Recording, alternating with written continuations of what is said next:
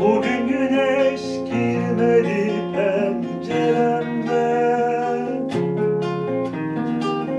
hücremde bir karanlıkta dururken, kollar kelepçede, ayak zincirde, direncin adı direğmen.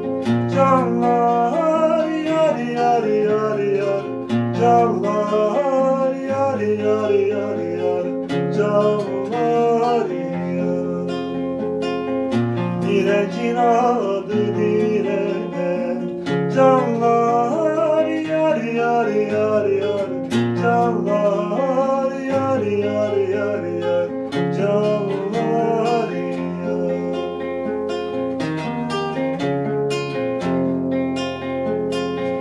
Dağlar kuşatmada geçemiyoruz,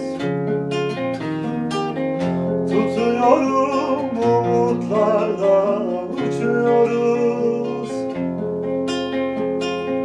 Sesim olmuş suskunluğum baharda, yarınlara can veriyor canlar yar yar yar yar, canlar yar yar yar yar, canlar yar. Yarınlara can veriyor canlar